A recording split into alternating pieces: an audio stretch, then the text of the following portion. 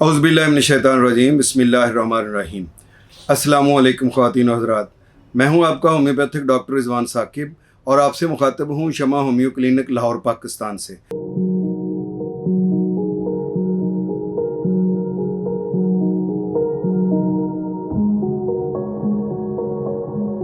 आइए आज बात करते हैं कि कॉन्स्टिपेशन के लिए होम्योपैथी की कौन सी अद्वियात जो है वो इस्तेमाल की जाती हैं।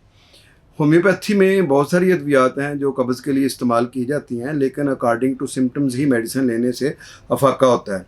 मसलन प्लम्बम मेट जो है वो एक ऐसी मेडिसिन है कि जब पखाना टुकड़ियों की शक्ल में आता है और पखाना करने की हाजत नहीं होती है, ज़ोर लगाया भी जाए तो अंतड़ियों में ऐसे लगता है कि जैसे पखाना फंसा हुआ है, तो उस वक्त ये इस्तेमाल होती है।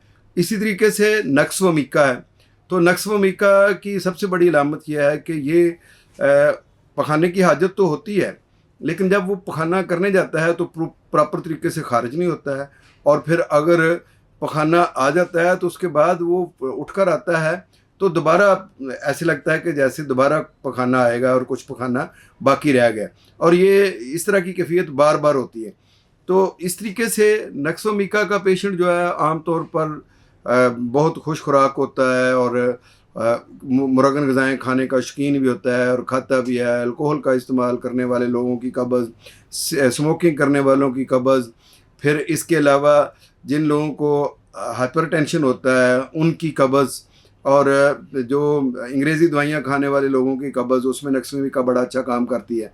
इसी तरीके से सल्फ़र एक ऐसी मेडिसिन है जो कब्ज़ के लिए बड़ी मुफीद है, लेकिन शर्त यह है कि मकद वाली जगह पर खुजली हो, गर्मी हो, ख़ारिश हो, और इसके अलावा जो अंग्रेज़ी अद्वियात के खाने की वजह से अगर कब्ज़ हो गई हो तो उसके लिए ये बड़ा अच्छा काम करती है।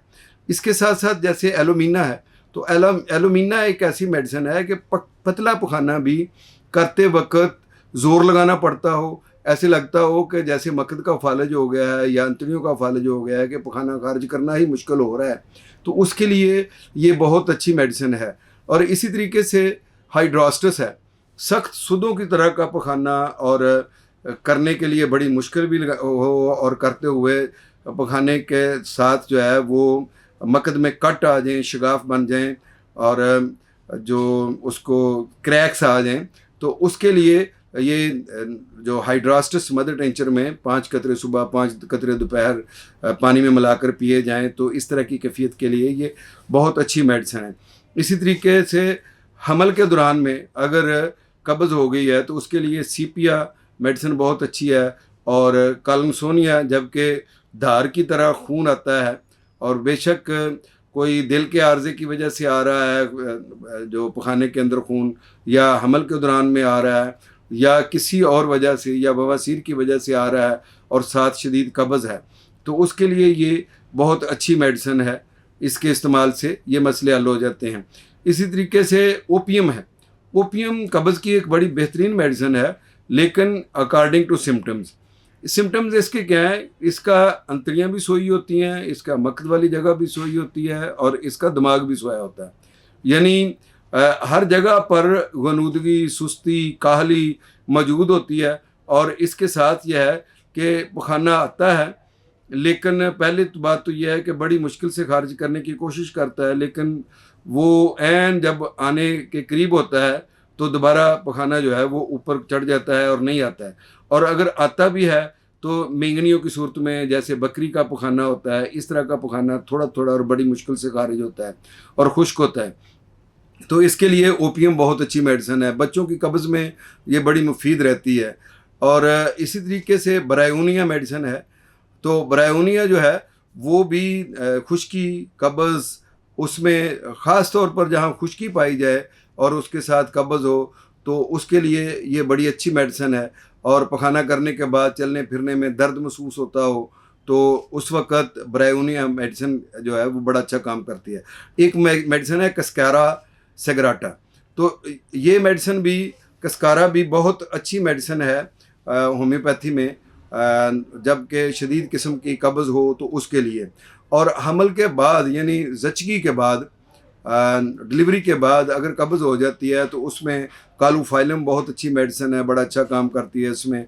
बाज़ पतले दुबले जिस्म के लोग और उनके जो है ना जिस्म ढलका हुआ होता है और उनको कब्ज़ रहती है तो उसमें कलकेरिया फ्लोर बड़ी अच्छी मेडिसिन है और ये बड़ा अच्छा किरदार होता है इसका कब्ज़ को खोलने के लिए। ख़ास तौर पर ऐसे लोग जिनके मुख्तलिफ़ जगह पर ट्यूमर भी बने होते हैं तो उनके लिए ये बड़ी अच्छी मेडिसिन होती है।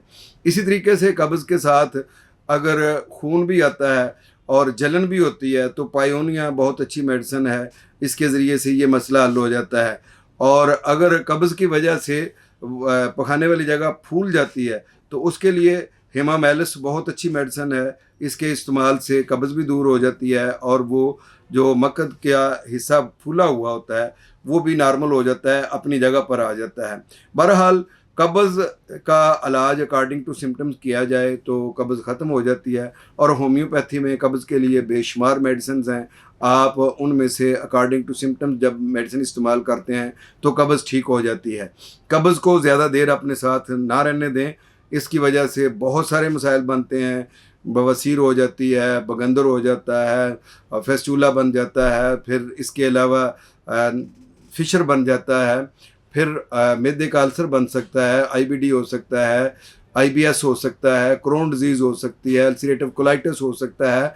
मैंने इससे गुज़श्ता वीडियो जो थी, पिछली वीडियो में मैंने डिटेल के साथ बताया था कि कब्ज़ के क्या क्या नुकसानात हैं। इस वीडियो में मेरा फोकस यही था कि मैं आपको बताऊं कि कब्ज़ के हवाले से कौन सी अद्वियात इस्तेमाल की जाएँ और इसके साथ मैं आपको ये भी बताऊंगा कि आप वाक को बाकायदगी से करें, फ़ाइबर वाली जो खुराक है उसको इस्तेमाल करें, फल ज़्यादा खाएं, जूस के बजाय फल को तरजीह दें और तली हुई चीज़ें ना खाएं, सॉफ्ट ड्रिंक को कम से कम कर दें, प्रोसेस फूड को कम कर दें और ये जो हमारे फास्ट फूड है इसको बहुत कम कर दें और पानी ज़्यादा से ज़्यादा पिएँ।